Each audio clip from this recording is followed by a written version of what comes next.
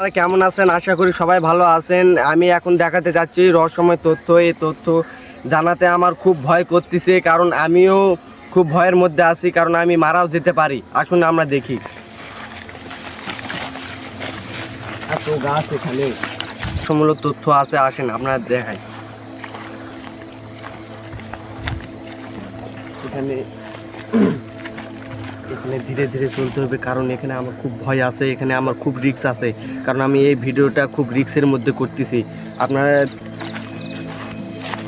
আমি বুঝতে পারতেছি না আর মানে কি আছে না আছে, কি যুদ্ধ। এখানে আমি আবার এসেছিলাম, কারণ আমি পালিয়ে বেঁচে গেছি, কারণ ওরা আমার দিকে হামলা করতেছিল। আমি কি যেন একটা দেখতে পাইছি।